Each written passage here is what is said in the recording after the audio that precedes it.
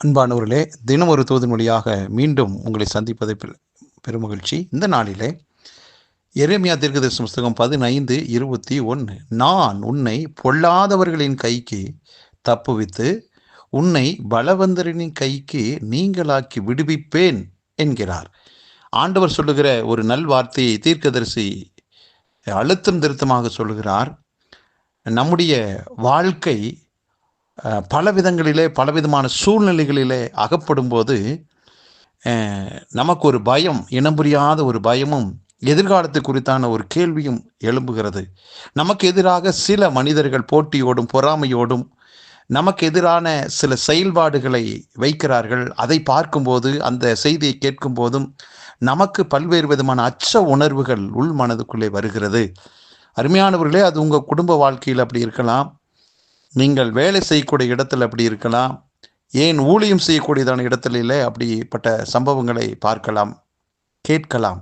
அன்பானவர்களே, இன்றைக்கு கர்த்தர் நமக்கு கொடுக்கிற ஒரு நல்ல வார்த்தை என்னன்னா, நான் உன்னை பொல்லாதவர்களுடைய கைக்கு என்ன செய்ய போகிறேன், தப்பு வைக்க போகிறேன்னு.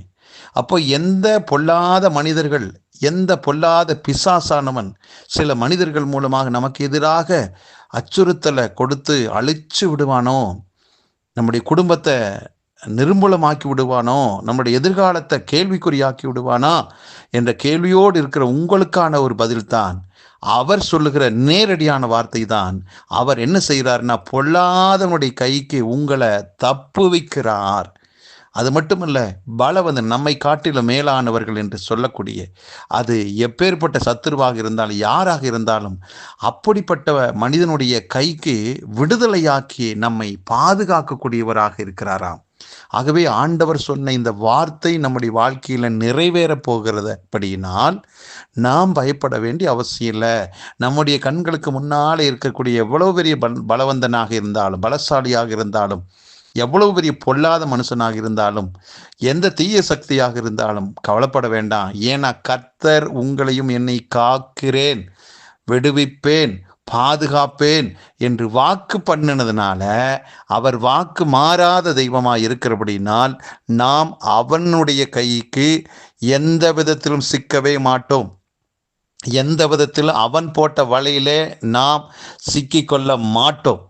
ஏனென்றால் தேவன் நமக்கு வாக்கு பண்ணி இருக்கிறபடினால் நம்முடைய காரியம் ஜெயமாகவே மாறும். சத்துரு நமக்கு எதிராக போட்ட அத்தனை திட்டங்களும் தோல்வியில தான் முடியும். நாம் வெற்றி பெறுவதற்காக அழைக்கப்பட்டிருக்கிறோம். நிச்சயமாக முற்றிலுமாக நாம் ஜெயங்கொள்வோம். ஆகவே பயப்படாதீர்கள். அது எந்த வியாதி குறித்தும் பயப்பட வேண்டிய அவசியம் இல்லை, எந்த நெருக்கடி குறித்து பயப்பட வேண்டிய அவசியம் இல்லை. கர்த்தர் கொடுத்த வாக்கை நம்பி நீங்கள் முன்னோக்கி போங்க, நிஜமாக நீங்கள் வெற்றி அடைவீர்கள். ஜெபிக்கலாம். நல்ல பிதாவே, எங்கள் வாழ்விலே எங்களுக்கு எதிராக சத்துரு எழும்பும் போதெல்லாம் ஆண்டவரே, நீர் எங்களுக்கு வார்த்தையை கொடுத்து கொடுத்து எங்களை தேற்றக்கூடிய நல்ல தெய்வமாக இருக்கிறீர். அதே போல இந்த நாளிலும் கர்த்தாவே, பொல்லாதனுடைய கைக்கு எங்களை விடுதலையாக்குகிறீர், பலவந்தனுடைய கைக்கு எங்களை ஆண்டவர் விடுதலையாக்குறீர், தப்பு வைக்கிறீரப்பா. இப்படிப்பட்ட அந்த தெய்வீகமான அந்த வார்த்தையை கேட்டு நாங்கள் மகிழ்ச்சி அடைகிறோம். ஆமாண்டவர், இதை கேட்டுக்கொண்டிருக்கிற ஒவ்வொருடைய வாழ்விலும் ஆண்டவரே ஒரு புத்துணர்ச்சி வரட்டும், ஒரு சமாதானம் வரட்டும். எதிர்காலத்து குறித்து கேள்வியோடு இருக்கிறவங்களுக்கு கர்த்தர் கொடுத்த நல்ல பதிலாக இது அமையட்டும். ஒவ்வொருடைய வாழ்விலும் பூத்து குலுங்குற மகிழ்ச்சியின் அனுபவம் உண்டாவதாக. ஆண்டவரே, நீர் மீண்டும் மீண்டுமாக எங்களுக்குள் உணர்த்துகிறீர், சத்துரு எங்க மேல போட்ட திட்டம் ஒரு நாள் படிக்காது என்று. தேவரீர் எங்களுக்காக வைத்திருக்க திட்டங்கள் நடக்க போகிறது. அதை நினைத்து உமக்கு நாங்கள் நன்றி செலுத்துகிறோம். கேட்டுக்கொண்டிருக்கிற ஒவ்வொருவரை வாழ்த்துகிறேன், ஆசீர்வதிக்கிறேன். இயேசு கிறிஸ்துவின் நாமத்தில் ஜெபிக்கிற நல்ல பிதாவே, ஆமேன்.